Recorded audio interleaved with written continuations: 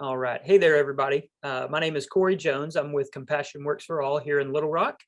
Glad to have you on our call today. And if you're watching the recorded version of this, we're glad to have you here as well.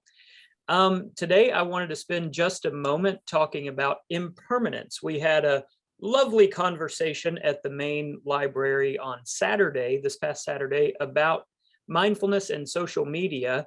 And one of the things, as the conversation just kept going into deeper and deeper layers of it, was we eventually got to the point that we're all going to die. And sometimes social media can serve as a way of escaping that reality. And so we spent a bit of time talking about, as I promise it wasn't a gloomy, dreary conversation by any means, but just a realistic look at the fact that our lives are finite and limited. And sometimes we don't live as though we actually believe we are immortal. I mean, if you ask anyone, are you going to die? Of course, the answer is yes. We all know that in our heads, but we don't always live with that reality ever present in front of us. And in fact, in America especially, we go through great pains to avoid having to acknowledge our own mortality. We don't like signs of aging. We don't like when our bodies start to reveal that we're not as young as we once were. We try to avoid those things and put it off as long as possible. But the reality is everything ends, everything comes to an end. And it doesn't have to be a bad thing. Death, as scary as it can be, actually, in many ways, adds value to our life. Because if everything were unlimited, if life were to just go on unendingly forever, there would be no urgency. There would be no sense of prioritizing what matters and what's meaningful over what doesn't matter and over what's not meaningful. So limits add value to our lives. And that's one of the gifts that we have from having the capacity to think about our own death. As human beings, that's something that our brain possesses. And as much as that might send us into some kind of scary places, it can also be a gift when we use that wisely. Now, I talk about impermanence quite a bit whenever I'm teaching our classes inside of our jails and prisons, where we provide programs as an organization. And it's an especially meaningful conversation in jails and prisons because the vast majority of people who are incarcerated are going to get out. But a lot of times it's hard to remember that. It's hard to remember that that there is something beyond what they're experiencing right now. And so just that reminder that everything comes to an end can sometimes be an encouragement to the people who are in jails and prisons. For our purposes today, as we're talking about mindfulness and meditation, impermanence is a great thing to keep in mind as we meditate, because I don't know if you're like me, but there are some days where I am really locked in to my meditation time. And actually, you can kind of see this little area behind me. This is where I sit to meditate here in my office on most days. And I'll set my timer for 20 minutes and I've got a couple of cushions that I sit on. And most days I'm pretty well locked in. I like that time. I enjoy that time. But there are certainly some days where I'm kind of keeping one eye open, looking at the time, thinking about that to-do list that I just had to put down to come back to meditate on. And sometimes that idea of impermanence escapes me. And if I remind myself, my meditation time will end. The time that I have right now is finite. And eventually, whenever it's over, I can move on to other things. So that's really the gift of impermanence in a moment-to-moment, day-to-day basis. Our time together right now on this meditation call, our time is going to end. So when we know that, we then get to ask the question, what do I want these moments to be? How am I going to use this time that we have right now intentionally? To not be distracted, to not have my mind going everywhere except for right here in the present. How can I do that? What do I want this time to be? So that's what I invite you to consider now as we begin to settle in and begin our meditation time together. What do you want this meditation time to be for yourself? I've got a timer set for 20 minutes. We'll be in a 20-minute meditation together today. And so I invite you to practice this idea of impermanence. This 20 minutes will end, and you can either use this in a way that is meaningful and productive, or in a way that is when you get to the end of it, you go, well, that was a waste. So really, it's up to us how we choose to use the time that we have. Okay, that's plenty of talking. I will go ahead and begin here. And I invite you into a mindful posture, as always. Posture is very important in our meditation time. So if you're in a chair seated like I am, I invite you to have your feet flat on the floor. Fold your hands comfortably in your lap. And have your back upright, not rigid, but you also don't want to slouch. You want to be comfortably attentive. Let your shoulders relax and fall away from your ears. Create a little bit of space between your teeth so that you're not clenching your jaw. Angle your face slightly downward.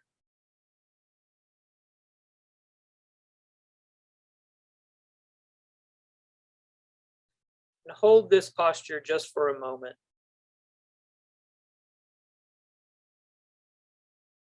And we'll begin with the sound of 3 bells.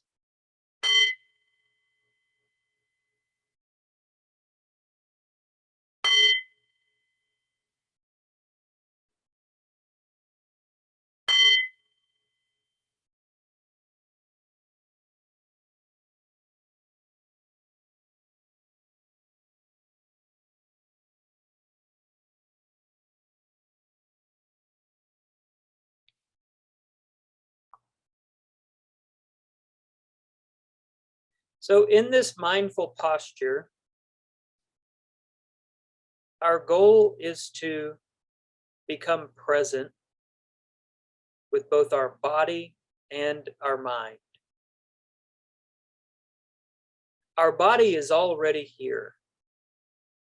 It's often our mind that we have to work to hold in the present. But for right now, we're going to allow our body to be here in the present, but we are going to take our mind to the end of our time. We're going to skip forward about 20 minutes. And I want you to imagine just for a second the sound of the bell as it rings at the end of our time. And I want you to make a note, just a mental note, of how you want to feel at the end of these 20 minutes.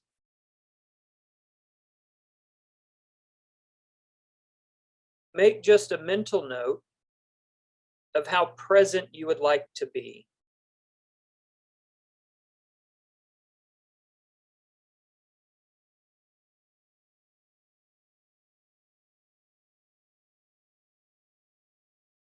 And now, knowing that our time together is going to end eventually, begin to settle in now to the state of mind that you want to be in then.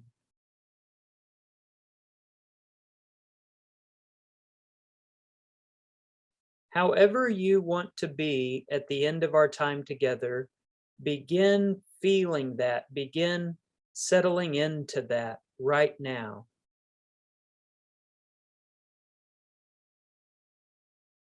Because really, the secret is the future does not exist. When we get to the end of our time together today, and when we sound the bell, it will not be then, it will still just be now. So we ought not wait for the future to arrive before we finally decide to be present. And we ought not wait for the future to arrive before we finally decide to be peaceful. And we ought not put our trust and our hope in some future state of being, when in reality, all we have is right now. So right now, this moment, allow your mind to be present. And right now, in this moment, allow your mind to be peaceful.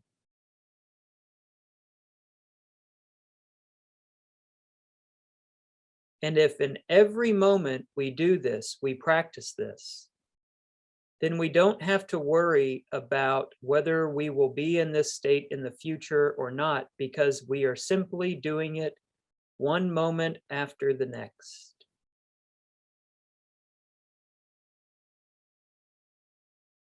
Be peaceful this moment.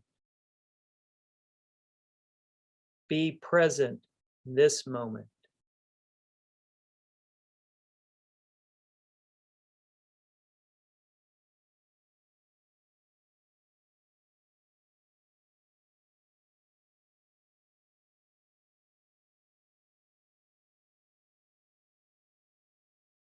And let your sense of presence, let it be effortless. No straining, no struggling. There's no reason to fight against your own mind, against your own body. Your mind is doing whatever your mind does. And so if your goal is to be present, but you notice that your mind is wandering, don't beat yourself up. Don't become frustrated and think you must be terrible at meditation.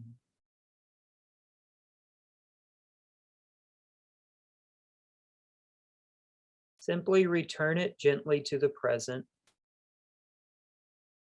And as you do so, treat yourself with some gentleness. Treat yourself with some kindness. Make returning to the present such a pleasant and wonderful experience that you can't wait to do it again.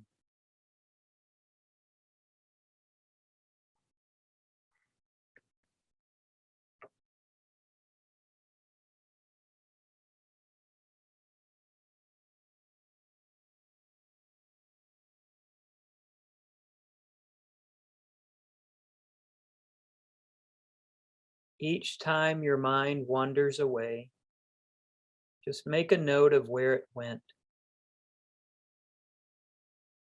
And with love and tenderness, gentleness, effortlessness, bring yourself back to the present.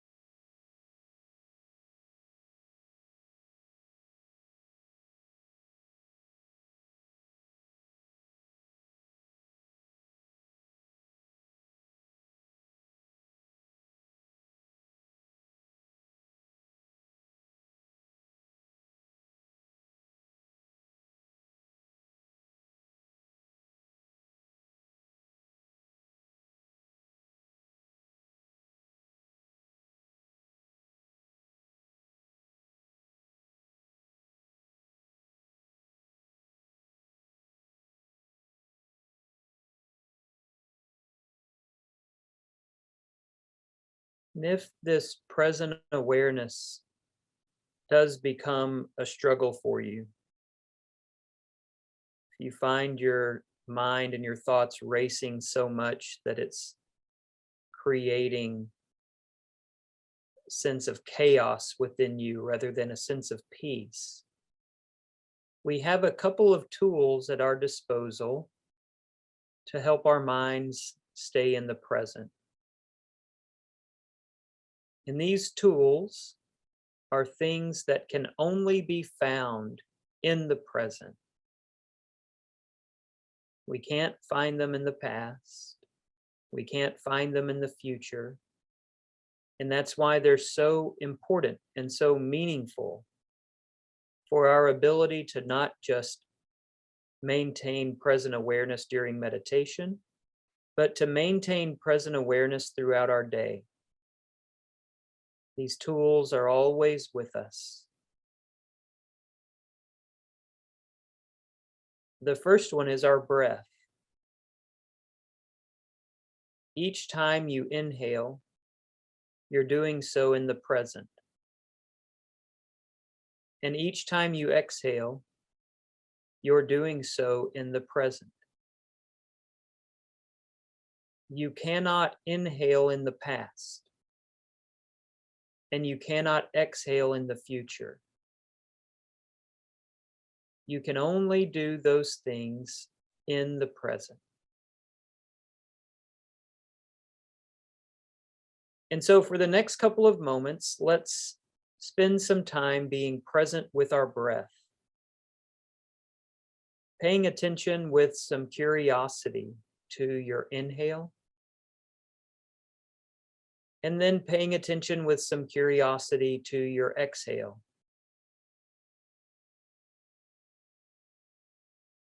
Notice how it feels.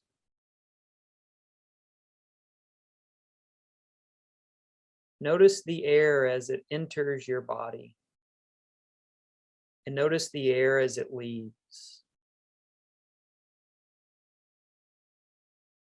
Notice this miraculous gift of breath. Without it, we can't possibly be alive.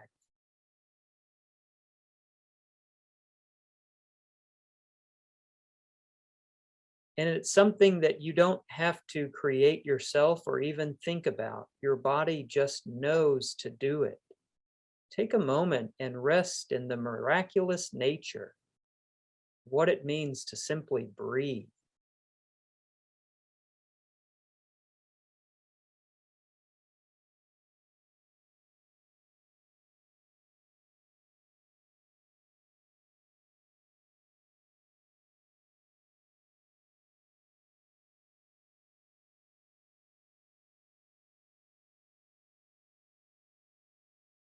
Continue to keep your awareness there with your breath, paying attention to the inhale and paying attention to the exhale.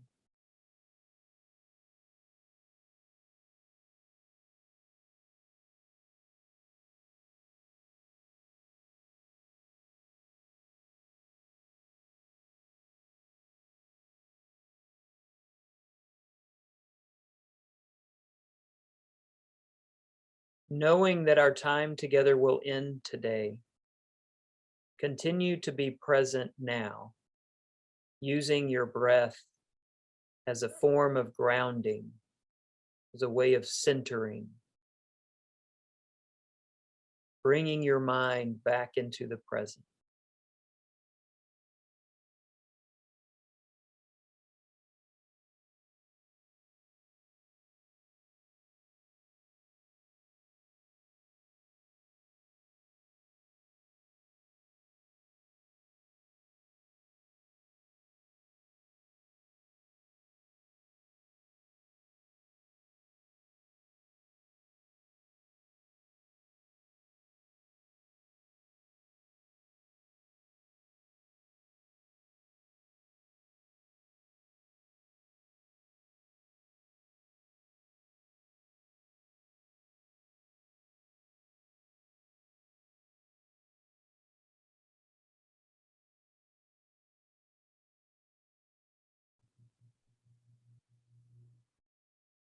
The other tool that we have at our disposal for being able to return ourselves to the present moment, the other tool that is always present, it never exists in the past and it never exists in the future. It only exists now. That other tool is our own body. We can move our awareness or our attention from place to place around our own body. And when we do this, we instantly bring our mind back into the present moment, because by thinking about our body in the present, we can only do so in the present. Our body cannot exist in the past, and it cannot exist in the future. Our body only exists now, in the present.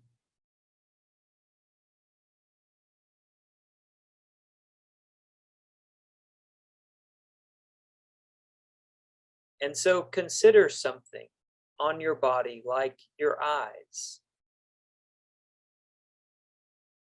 Think for just a moment about your eyes. Maybe like me, you require some corrective lenses because your eyes aren't quite as sharp as they used to be. But consider what we're able to take in this life because of our eyes.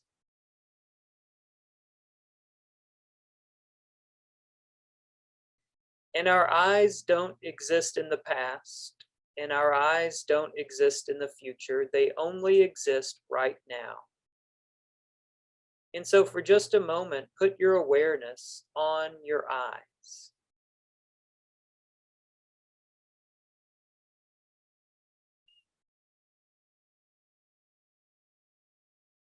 Notice how they feel. If you have your eyes open, notice what they see. And if you have your eyes closed, notice the various shapes and colors and patterns that appear behind your eyelids.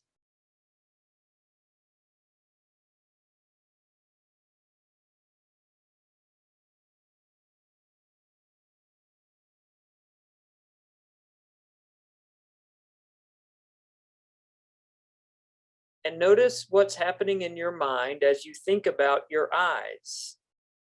Your eyes live in the present moment, and therefore they gently bring your mind into the present as well. In this effortless way, we use our body to guide our mind back into the present. And we can do this at any time. And that's why our bodies and that's why our breath are such important tools and provide such meaningful practice for us as we develop our meditation practice from day to day.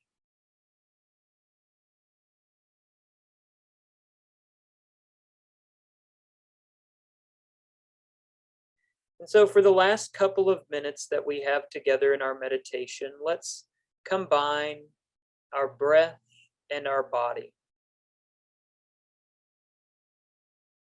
So on our inhale, we're going to breathe in and think about our eyes.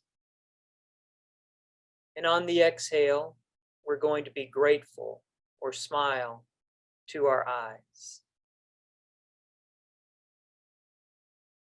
We'll do that a couple more times.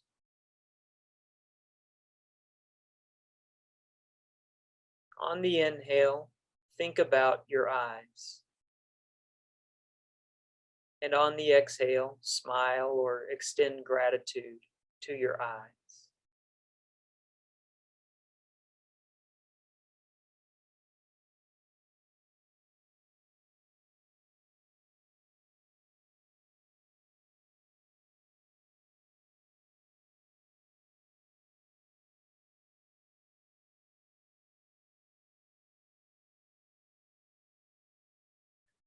And notice how this practice of combining our breath and our body instantly also draws in our mind. And so we don't have to work or struggle or strain to bring our mind into the present. We can use these gifts that we already have, the gift of our breath, the gift of our body, to gently guide our mind into the present as well. And we can do this in this moment, and the next moment, and the next moment, and every moment after that.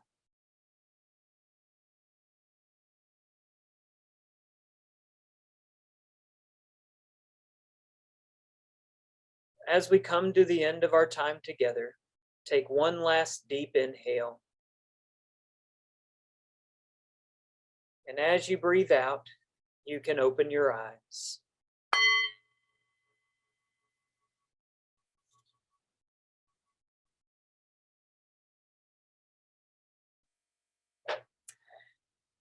I hope that was helpful and meaningful for you. Sometimes it can be a little bit overwhelming to think, I'm going to meditate for 20 minutes. But in reality, we're not meditating for 20 minutes. We're meditating for this moment, and then the next moment, and then the next moment. And we just happen to do that for 20 minutes. And that's what meditation is. It's a constant moment by moment by moment, returning and reminding ourselves to simply be present. Because everything does end. This moment, this meditation time will come to an end. This day will come to an end. This week will come to an end. Eventually, our lives will come to an end.